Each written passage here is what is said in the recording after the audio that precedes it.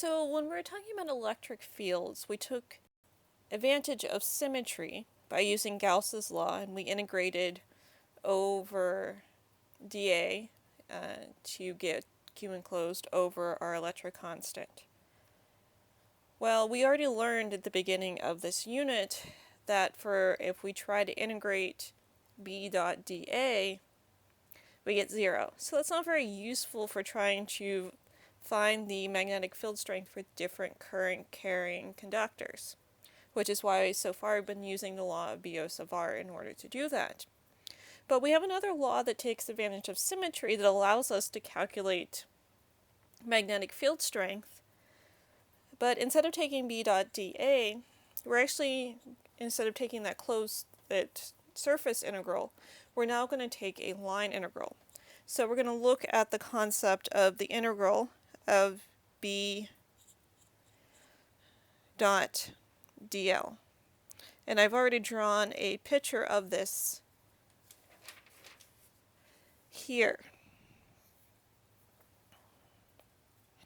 So you can see there's a wire here going into the current is coming out of the board. And we're looking at that loop of the magnetic field some distance r away. So remember, we're pointing our thumb in the direction of our current, and our fingers are curling around. So we know the direction of our magnetic field. Alright, because of our line integral, remember the line integral is going to be looking at this closed path here, is along dl, so they're always going to be parallel to each other. That means that I can pull the magnetic field out of the integral because it's going to be constant, since dl and b are parallel to each other. Alright, I already know my formula for the magnetic field for this situation. We derived this earlier using the law of Biot-Savart.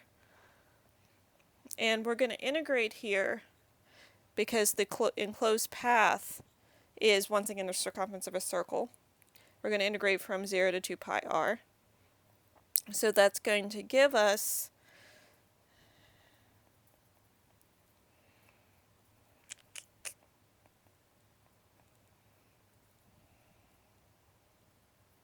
I forgot my dl back here.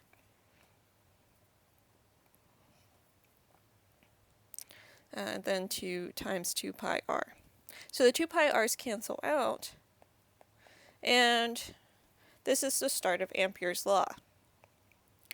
But to get the full version of Ampere's law, we did this just for one wire, but because the magnetic field strength is the vector sum of all the magnetic fields that are at some point r away that we're interested in, we can just do the vector sum of all the currents. So the generalized form of this formula is I enclosed, very similar to that Q enclosed that we learned about when we did Gauss's law. There are a couple of caveats to this formula, so let me state these here. This law only applies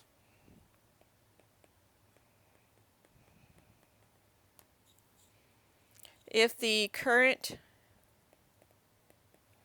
is steady,